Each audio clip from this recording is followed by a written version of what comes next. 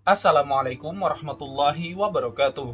Dalam sejarah spiritualitas Islam, banyak sekali kisah-kisah para wali Allah yang memang bisa menjadi sumber inspirasi dan kekaguman bagi kita umat Islam.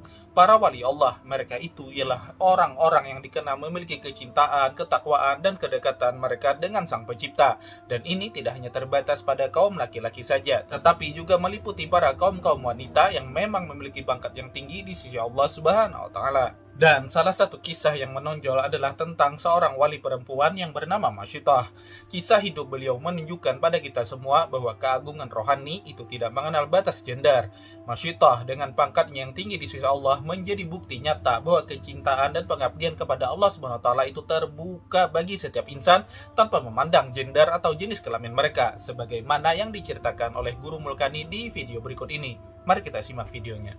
Artinya ziarah kubur itu menghargai para wali-wali Allah. Nabi pun menghargai wali Allah. Siapa? Masyitah. Masyitah itu seorang perempuan, bukan nabi, bukan rasul, karena dia perempuan. Dia wali perempuan yang dikuburkan ribuan tahun sebelum zamannya Nabi Muhammad SAW. Pada waktu beliau Isra ternyata harum. Lalu kemudian Nabi berkata kepada Jibril, Jibril, apa ini? Jibril menjawab, ini adalah harumnya Masyitah. Masyitah ini melawan Fir'aun. Akhirnya dia disangka, digoreng sama Fir'aun. Masyitah, suaminya, anaknya yang ganal, dan anaknya yang lagi halus, semuanya dimasak, digoreng, mati, dikuburkan dalam satu kuburan. Ternyata harumnya kuburan itu tercium sampai zaman Nabi Muhammad SAW, ribuan tahun kemudian. Dan Nabi SAW mendoakannya, dan Nabi SAW menanyakan tentang dia, padahal dia Nabi dan Rasul. Seorang Nabi, seorang Rasul mengambil berkah dari Masyitah. Apa seperti itu? Boleh? Iya. Beberapa hari yang lalu ulun ke Martapura bertemu dengan satu ulama tua.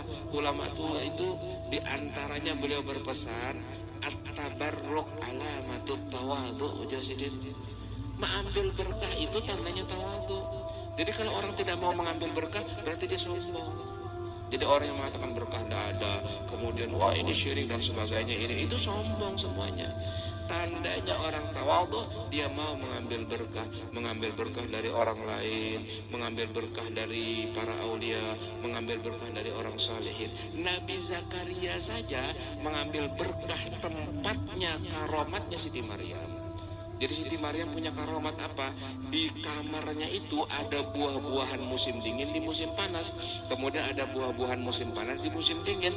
Dan dia bertanya, anna laki hadha? Qalat wa min indillah. Ya kan? Lalu Nabi Zakaria akhirnya menyaksikan karomat itu. Apa yang dilakukan Nabi Zakaria? Hunalika da'a Zakaria rabbah. Dikabulkan sama Allah. Padahal Siti Maryam kemanakannya. Dan wali, bukan nabi, bukan rasul. Dia nabi, tapi dia hanya ambil berkah di tempat itu. Dia berdoa, ya Allah, Rabbi la tadharni fardan wa anta khairul warisin. Ya Allah, jangan biarkan aku sendiri, Engkau sebaik-baik yang memberikan ahli waris. Kemudian fabasyarnahu bi ghulamin halim. Kami beri kabar gembira dia dengan mendapat anak. Baru dia dapat anak, Nabi Yahya.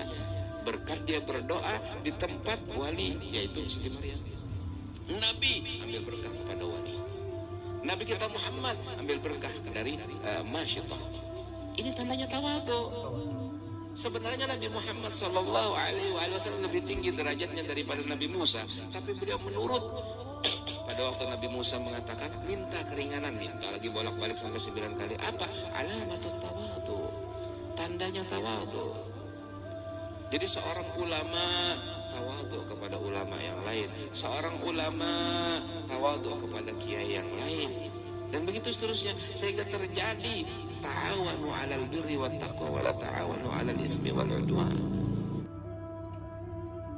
Ya, tadi adalah kisah ketika Rasulullah bertabaruk dengan seorang wali wanita yang bernama Masyitah. Padahal Masyitah itu Dia bukan nabi, bukan rasul, hanya orang biasa yang kemungkinan Masyitah itu diangkat derajatnya menjadi para wali-wali Allah. Begitu juga dengan Siti Maryam. Jadi Maryam itu bukan nabi, bukan rasul, tapi Nabi Zakaria bertabaruk kepada beliau dengan berdoa di kamarnya Siti Maryam, dan alhamdulillah dengan berkat doa Nabi Zakaria di kamarnya Siti Maryam, Nabi Zakaria dianugerahi oleh Allah berupa seorang keturunan, yaitu Nabi Yahya. Masya Allah. Ya, sebagaimana yang tadi diceritakan oleh Guru Mulkani bahwa Rasulullah sendiri menaruh hormat kepada seorang wali perempuan yang bernama Masyitah karena saat itu Rasulullah mencium bau yang sangat wangi dari kuburnya, dan Rasulullah pun mendoakannya untuk mengambil berkah dari seorang wali perempuan yang bernama Masyitah tersebut. Dan ini menunjukkan bahwa pengakuan Rasulullah akan status pangkat kewalian Masyitah itu sangatlah tinggi dikarenakan kesabaran dan keteguhan imannya menghadapi raja kafir Firaun. Meskipun beliau seorang wanita, tapi keteguhan imannya itu sungguh sangat luar biasa. Semoga dengan adanya kisah-kisah para wali seperti ini itu bisa menjadi bahan pembelajaran dan inspirasi bagi kita semua untuk bisa meneladani sikap para wali Allah tersebut yang semasa hidupnya itu penuh dengan ketulusan untuk semata-mata mencari ridha Allah Subhanahu wa taala. Semoga kita bisa mengikuti jejak-jejak mereka. Amin Allahumma amin ya rabbal alamin.